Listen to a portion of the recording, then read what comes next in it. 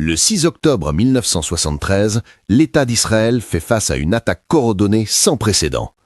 L'Égypte et la Syrie lancent une offensive surprise pendant Yom Kippour, le jour le plus sacré du calendrier juif. Mais ce qui terrorise vraiment les pilotes israéliens, ce n'est pas le nombre de chars ou de soldats ennemis, c'est une arme invisible qui règne dans le ciel, le système de missiles anti-aériens SA-6 soviétique. En quelques jours, des dizaines d'avions israéliens tombent, frappés par cette technologie redoutable que l'Occident ne comprend pas encore. Pourtant, au milieu du chaos de la guerre, Israël prépare l'une des opérations de renseignement les plus audacieuses de la guerre froide. Une mission qui va humilier le KGB, changer l'équilibre technologique mondial et prouver que même dans les moments les plus sombres, l'ingéniosité peut triompher de la force brute. Découvrez comment une nuit d'octobre a transformé le cours de l'histoire militaire moderne. Le matin du 6 octobre 1973, les pilotes de l'armée de l'air israélienne décollent avec la confiance que leur ont donné les victoires écrasantes de 1967. La guerre des 6 jours avait établi la suprématie aérienne israélienne comme une vérité incontestable au Moyen-Orient. Mais en quelques heures, cette certitude va se transformer en cauchemar. Les escadrons de F-4 Phantom et de A-4 Skyhawk qui survolent le front égyptien rencontrent quelque chose de totalement inattendu. Des traînées blanches jaillissent du désert du Sinaï, suivies d'explosions dévastatrices dans le ciel. Le SA-6 Gainful, nom de code OTAN pour le système 2K12 Cube soviétique, fait ses preuves de manière brutale. Ce système représente une révolution dans la défense antiaérienne. Contrairement aux missiles SA-2 et SA-3 utilisés pendant la guerre du Vietnam, le SA-6 combine mobilité, guidage radar semi-actif et capacité de tir à basse altitude. Chaque batterie comprend un véhicule de guidage radar 1S-91 Straight Flush, 3 lanceurs triple rail montés sur châssis chenillé et des missiles 3M9 capables d'atteindre des cibles à 24 km de distance et jusqu'à 14 000 mètres d'altitude. Les Soviétiques ont livré ces systèmes à l'Égypte et à la Syrie dans le plus grand secret entre 1971 et 1973. Les premiers rapports de combat sont alarmants. Le 7 octobre, 8 avions d'Israéliens sont abattus en une seule journée. Le 8 octobre, 10 autres tombent. Les pilotes décrivent des missiles qui semblent les suivre malgré toutes leurs manœuvres évasives. Les contre-mesures électroniques israéliennes, efficaces contre les anciens systèmes soviétiques, ne fonctionnent pas. Le radar du SA-6 opère sur des fréquences inattendues et change rapidement de mode de guidage. Le général Benjamin Peled, commandant de l'armée de l'air israélienne, comprend qu'Israël fait face à une menace existentielle. Sans supériorité aérienne, les forces terrestres ne peuvent pas avancer et la guerre risque d'être perdue. Dans les salles d'opération souterraines de Tel Aviv, les analystes militaires étudient frénétiquement chaque fragment d'information sur le SA-6. Les débriefings des pilotes survivants, les photographies aériennes des positions de batterie, les interceptions des communications égyptiennes. Mais les données sont insuffisantes. Pour vraiment comprendre cette arme et développer des contre-mesures efficaces, Israël a besoin de bien plus qu'une analyse à distance. L'état-major commence à envisager l'impensable, capturer un système complet, intact, en pleine zone de combat.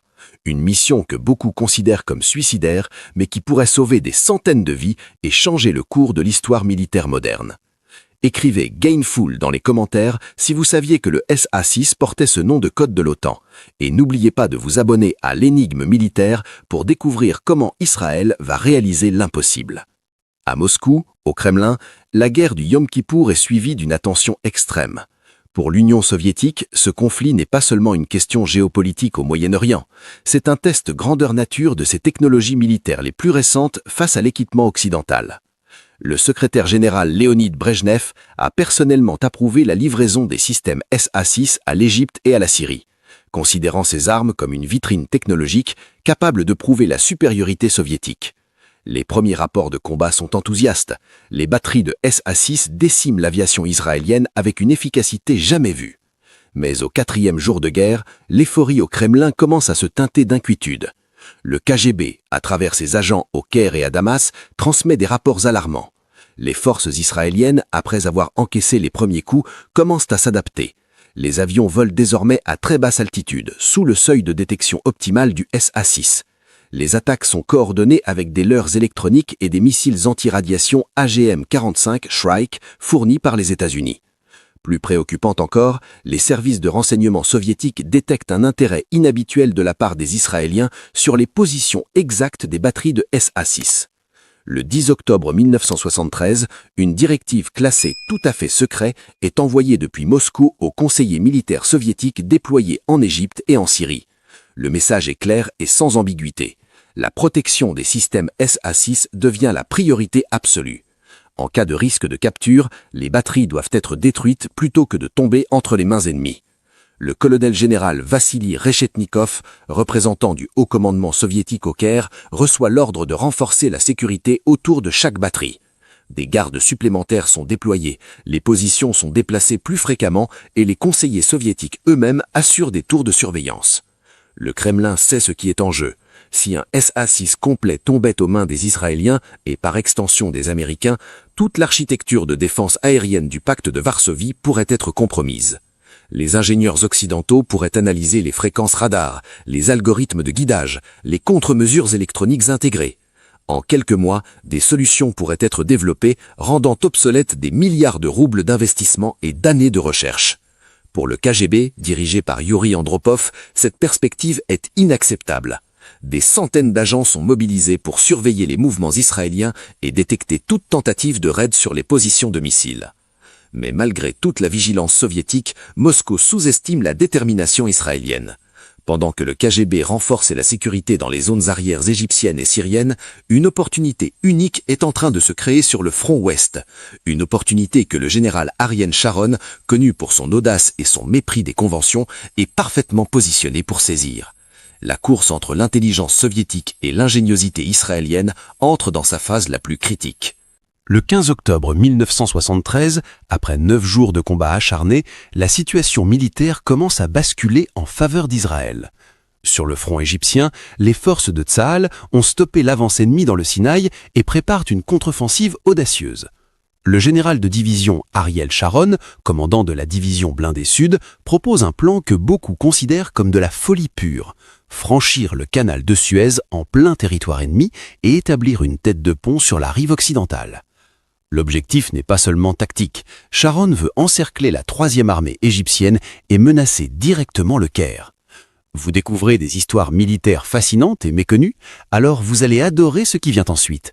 Abonnez-vous à l'Énigme militaire et activez la cloche pour ne rien manquer de nos documentaires exclusifs sur les opérations secrètes qui ont changé l'histoire. Dans la nuit du 15 au 16 octobre, l'opération Abirei Lev commence. Des pontons préfabriqués sont transportés à travers le désert jusqu'au canal. Sous un bombardement d'artillerie massif destiné à couvrir l'opération, les premiers chars M60 Patton et les half-track blindés traversent les eaux du canal. Les Égyptiens, pris par surprise, réagissent avec violence. Les combats sont féroces, mais Sharon pousse ses troupes en avant avec une détermination implacable. En 48 heures, une force de plusieurs milliers de soldats israéliens et des centaines de blindés établissent une présence solide sur la rive ouest. C'est pendant cette avancée chaotique que les officiers de renseignement de la division de Sharon font une découverte extraordinaire. Une batterie complète de SA-6, apparemment abandonnée dans la précipitation de la retraite égyptienne, se trouve à environ 15 km au sud de la zone de franchissement. Les photographies aériennes de reconnaissance, prises par un RF-4E Phantom le 17 octobre au matin, révèlent 3 lanceurs triple rail, un véhicule radar 1S-91 straight flush et plusieurs missiles encore sur leur support de transport. La batterie semble intacte, mais elle est située dans une zone contestée, entre les lignes israéliennes avancées et les positions de repli égyptiennes.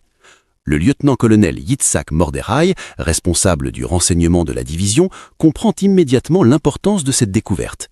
Il contacte directement le quartier général de l'Aman, le service de renseignement militaire israélien, à Tel Aviv. La réponse est instantanée. Capturer cette batterie est devenu une priorité nationale.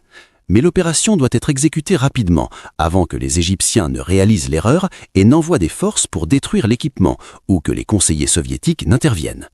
Sharon reçoit l'ordre direct du ministre de la Défense, Moshe Dayan, récupérer ce SA-6, quoi qu'il en coûte. Le général convoque ses commandants d'unité. L'opération sera menée pendant la nuit du 18 octobre. Une force combinée de parachutistes de la brigade Sayeret, d'ingénieurs de combat et de chars M60 créera un corridor sécurisé jusqu'à la position du SA-6.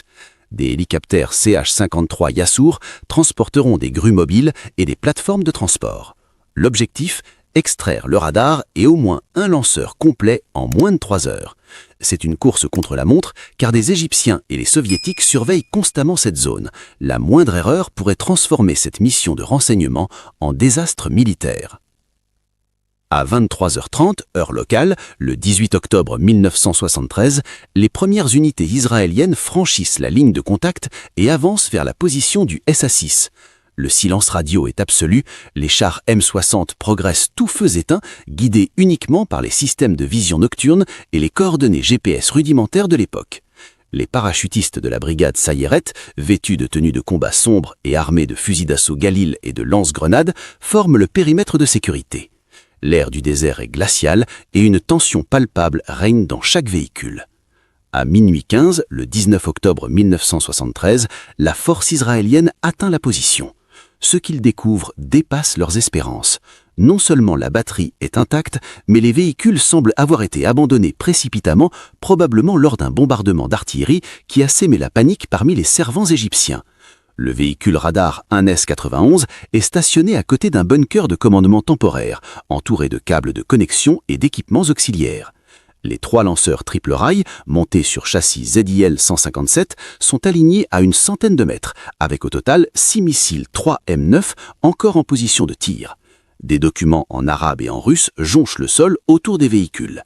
Le capitaine Ehud Barak, futur Premier ministre d'Israël, mais alors jeune officier des forces spéciales, coordonne personnellement la sécurisation du site. Les sapeurs de combat vérifient chaque véhicule pour détecter d'éventuels pièges explosifs. Rien. Les Égyptiens sont partis si vite qu'ils n'ont même pas eu le temps de saboter l'équipement. C'est une chance incroyable, mais aussi un danger. Si l'ennemi réalise ce qui se passe, une contre-attaque massive est inévitable. Les hélicoptères CH-53 Yassour arrivent à 0h45, transportant les grues mobiles et les ingénieurs spécialisés. L'extraction commence immédiatement. Le véhicule radar 1S-91, pesant plus de 14 tonnes, est le plus précieux. Les ingénieurs déconnectent soigneusement les câbles d'alimentation, les antennes paraboliques et les systèmes de refroidissement. Chaque composant est photographié et étiqueté. À 1h30, la première grue levelle le radar et le dépose délicatement sur une plateforme de transport blindée spécialement modifiée. Les lanceurs triple rail suivent. Les missiles eux-mêmes, longs de 5,8 mètres et contenant encore leurs charges explosives et leur système de guidance, sont manipulés avec extrême précaution. Un seul faux mouvement pourrait déclencher une explosion qui détruirait tout. À 2h22, les premiers tirs de mortier égyptiens commencent à tomber autour du périmètre. L'ennemi a repéré l'activité. Les chars M60 ripostent avec leurs canons de 105 mm, créant un écran de fumée et de feu pour couvrir l'extraction finale. À 23h50, le dernier hélicoptère décolle avec les documents et les composants électroniques les plus sensibles. Les véhicules transportant le SA-6 rejoignent le corridor sécurisé et se dirigent vers l'est escortés par une formation de blindés. À 4h30, l'ensemble du convoi franchit les lignes israéliennes. L'opération est un succès total. Aucune perte humaine et un trésor technologique d'une valeur inestimable est maintenant entre les mains d'Israël. Le 20 octobre 1973, moins de 48 heures après la capture, le système SA-6 est transporté par avion cargo vers une base aérienne ultra sécurisée près de Tel Aviv. Des ingénieurs de IAI, Israel Aerospace Industries, et des experts en guerre électronique de l'unité 8200 commencent immédiatement l'analyse. Chaque circuit électronique du radar 1S91 est démonté, photographié et testé. Les fréquences d'émission, les modes de balayage, les algorithmes de poursuite de cible, tout est décortiqué avec une précision chirurgicale. En parallèle, les missiles 3M9 sont examinés pour comprendre leur système de guidage semi-actif et leur capacité de manœuvre. Les découvertes sont révolutionnaires. Le radar du SA-6 utilise une technique de frequency hopping qui change rapidement de fréquence d'émission pour éviter le brouillage. Les Israéliens identifient également des vulnérabilités spécifiques, des angles morts dans la couverture radar à très basse altitude et des signatures électroniques caractéristiques pendant la phase de verrouillage sur cible. En moins de 2 semaines, des contre-mesures préliminaires sont développées. Des pods de guerre électronique modifiés sont installés sur les F-4 Phantom, programmés pour détecter et brouiller les fréquences du SA-6. Les résultats sont immédiats. Les pertes aériennes israéliennes chutent drastiquement dans les derniers jours de la guerre. Mais l'impact le plus significatif de cette capture dépasse largement le conflit du Yom Kippour. Le 25 octobre, le Premier ministre Golda Meir autorise le partage complet des données techniques avec les États-Unis. Un Boeing C-5 Galaxy de l'USAF atterrit en Israël et repart avec le véhicule radar 1S-91 complet, 2 lanceurs et 4 missiles. Destination, la base aérienne de Wright-Patterson en l'Ohio, siège de l'Air Force Research Laboratory. Les ingénieurs américains, travaillant en collaboration avec leurs homologues israéliens, passent des mois à étudier chaque aspect du système soviétique. Les conséquences pour l'Union soviétique sont catastrophiques. En mars 1974, les premiers rapports du KGB confirment que les Américains ont développé des contre-mesures efficaces contre le SA-6. Le système, qui représentait l'épine dorsale de la défense antiaérienne du pacte de Varsovie, est maintenant compromis. Des milliards de roubles devront être investis dans des systèmes de nouvelle génération. Au Kremlin, la colère est immense. Le directeur du KGB, Yuri Andropov, lance une enquête interne pour identifier les responsables de cet échec. Les services de renseignement occidentaux parlent d'une humiliation historique pour le KGB. L'opération de capture du SA-6 devient rapidement une légende dans les cercles du renseignement militaire mondial. Elle est enseignée dans les académies militaires comme un exemple parfait de la manière dont l'audace opérationnelle, combinée à l'opportunisme tactique, peut produire des résultats stratégiques disproportionnés. Pour Israël, cette mission représente bien plus qu'un simple coup d'intelligence. Elle démontre que même une petite nation, confrontée à des adversaires soutenus par une superpuissance, peut utiliser l'innovation et la détermination pour renverser les équilibres de pouvoir. Les technologies développées grâce à l'analyse du SA-6 influencent encore aujourd'hui les systèmes de guerre électronique modernes, prouvant que les décisions prises pendant une nuit d'octobre 1973 ont façonné l'avenir de la guerre aérienne pour les décennies à venir. Qu'en pensez-vous? Connaissiez-vous cette opération extraordinaire? Partagez votre avis dans les commentaires.